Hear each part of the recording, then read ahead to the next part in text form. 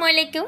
রঙ্গে ঢঙ্গে চলে মন, চলো বসে কিছুক্ষণ।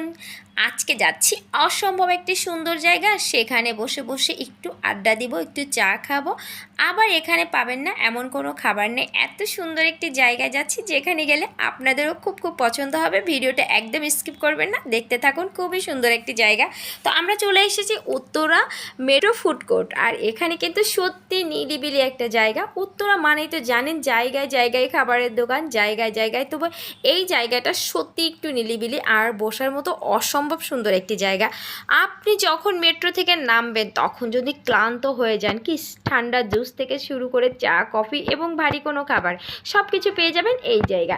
তো আমি যখন আজকে এখানে এসেছি অসম্ভব ভালো লাগতেছিল, এত ভালো লাগতেছিল, বসেছিলাম আর মনে হচ্ছিল যে আমার পাশে যদি কেউ থাকতো খুবই ভালো লাগতো। যেখানে যাই সেখানে শুধু একা একা মনে হয়।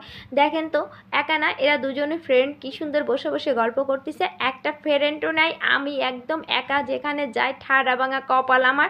তো যাই হোক, যাই কি করব, খুবই খারাপ লাগতেছিল সন্ধ্যার সময়। এর জন্য একটা মটকা চায়ের অর্ডার দিলাম। আর এখানকার মটকা চাটা সত্যি অসম্ভব সুন্দর। আর সুন্দর বলতে কি মজার। আর এখানকার মটকা চাটার একটু নাম আছে, যে আসবেন সে বুঝবেন যে এদের কিন্তু অনেক জায়গায় দোকান আছে। তবে চলে আসলাম এদের এই দোকানে, এইখানে চাটা খেতে। সবাই বলে এখানে মটকা চাটা নাকি অসম্ভব সুন্দর। তো চা খাবো না তা হয় নাকি। তো ছোটো ভাইকে বললাম, ভাই এক কাপ চা দাও। তো সে আমার জন্য এক কাপ চা বানাচ্ছিল। আর দেখতেই তো পারতেছেন যে কীভাবে পাতলেটারে পুরাইয়া পুরাইয়া পুরাইয়া একদম শেষ করে ফেলাইছে। তো যাই হোক, এগুলো দেখে ভালো লাগতেছিল।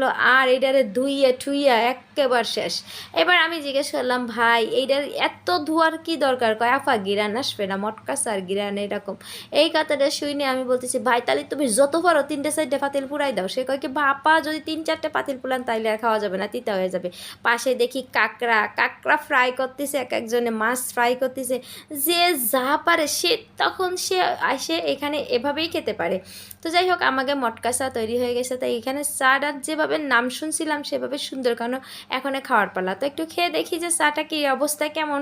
তো যাই হোক, এখানে এসে আবার চিন্তায় পড়ে গেলাম, শুধু চা খাবো না অন্য কিছু খাবো। ভাই আরও খাবার কিন্তু আমি খেয়েই আইসিও, এর জন্য আর খেতে পারতেছি না। হ্যাঁ, তবে মটকা চাটা যে একদম খারাপ বলবো তা না, আবার একদম যে ভালো বলবো তা না, মোটামুটি। হ্যাঁ, তবে এখানে এসে চা খাওয়ার মজাটাই আলাদা।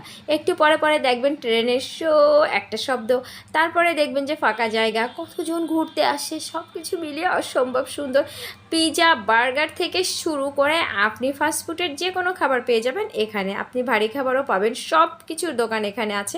অনেক ভালো লাগে। তো সব কিছু মিলিয়ে আমি চাটা খেয়ে চলে আসলাম। আমার ভিডিওটা কেমন লাগলো লাইক কমেন্টস এবং শেয়ার করে আমার পাশে থাকবেন। আজকে এই পর্যন্ত, আল্লাহ হাফেজ।